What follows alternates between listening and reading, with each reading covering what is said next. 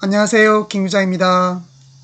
지난 영상에서는 제 농장의 관수 시스템을 왜 원격 제어가 가능하도록 바꿨는지, 그리고 스마트 라이프를 통한 자동화 시스템을 어떻게 효율적으로 쓰고 있는지 그에 대해서 간략하게 설명했었습니다.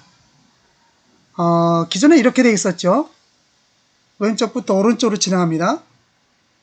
물을 끌어와서 물탱크에 담고 그 다음에 관수 펌프를 통해서 물을 뿜은 다음 스프링클러나 점적 호스 이쪽으로 보내는 거죠. 그리고 이때 펌프나 이 밸브는 전부 다 현장에 와서 직접 조작해야 됐었습니다. 그거를 저는 이렇게 바꿨습니다. 근데 언뜻 보면 좀 복잡해 보이죠? 이 그림에 보듯이 오른쪽 위에 보면 휴대폰이 있죠? 휴대폰에 있는 스마트 라이프 앱을 통해서 그 점선으로 연결된 이 기기들을 조작하는 겁니다. 통제할 수 있는 거죠.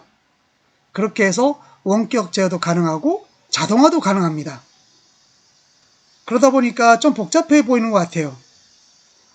왼쪽부터 오른쪽으로 진행하다 보면 첫 번째로 이제 스마트 볼 밸브가 있죠. 그래서 탱크로 들어가는 물을 얘가 제어할 수 있어요. 그리고 이 펌프가 있어요. 얘 또한 휴대폰으로 조작이 가능하고요. 흐름 센서, 얘는 물이 흐르는지 안 흐르는지 그걸 알 수 있는 거고요. 그렇게 해서 물탱크로 들어가죠.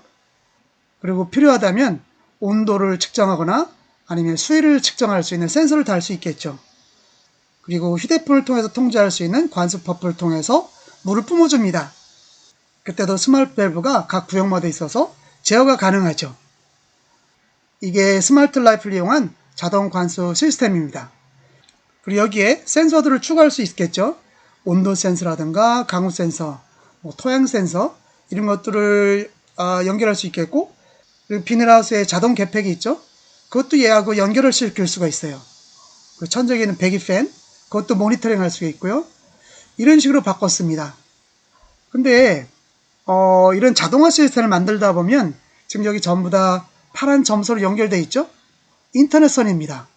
인터넷이 기본으로 돼 있어야만 이 시스템을 만들 수 있는 거죠. 농장에 인터넷을 연결하다 보면 두 가지 케이스가 있더라고요. 하나는 유선 인터넷이 들어오는 곳이 있고 그렇지 않은 곳이 있어요. 저희 농장은 유선 인터넷이 들어옵니다. 마을에서 얼마 떨어지지 않아서 거기까지 선을 끌어다가 연결해 줬어요. 당연히 KT죠. 시골이니까. 유선 인터넷이 들어오면 제일 처음에 모뎀이 있죠. 그리고 와이파이 라우터가 있습니다. 라우터가 있으니까 오른쪽에 있는 휴대폰으로 연결이 됩니다. 그런데 맨 밑에 있는 이 기기들은 와이파이 라우터를 직접 통할 수도 있지만 더 효과적인 연결 방법은 중간에 있는 하얀색이 있죠.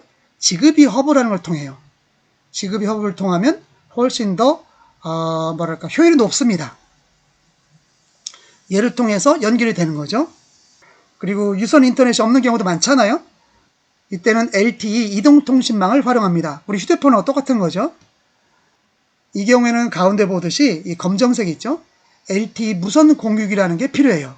이걸 구입해야 돼요. 그리고 여기에는 휴대폰처럼 그 유심 카드를 꽂아야 됩니다.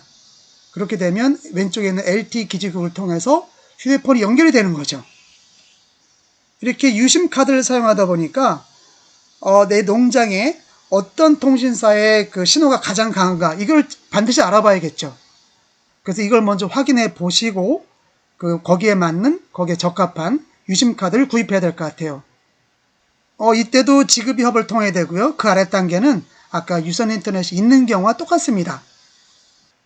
LTE 무선 공유기는 이렇게 생겼습니다. 다른 형태도 있긴 해요. 그리고 얘는 지급이 허브입니다. 가운데 보면 하얀색이 있죠? 사각형인데 화면이 굉장히 크게 나왔죠? 얘 크기가 휴대폰 반보다 약간 작습니다. 유선 인터넷이 있건 없건 각종 기기들하고는 지급이 허브로 연결된다 했죠? 지급이 허브의 가장 큰 장점은 전력을 아주 적게 사용해요. 왼쪽 밑에 있죠? 그래서 배터리를 오래 사용할 수 있습니다. 그래서 와이파이 공유기나 아니면 LTE 무선 공유기를 통해서 기기들하고 연결하는 것보다 지급이 허브를 통해서 연결하는 것이 훨씬 낫습니다. 그런데 이 LTE 무선 공유기를 선택할 때는 몇 가지 주의할 게 있어요. 가장 먼저 보셔야 될 게 이 심카드는 휴대폰 거랑 똑같아요. 조그만 거 있죠? 손톱만한 거. 그것과 똑같습니다. 그리고 그게 아까 봤던 LTE 무선 공유기에 들어가는지 그것도 확인을 하셔야겠죠? 그리고 데이터 용량을 월 한 2에서 3GB로 시작하면 될 것 같아요.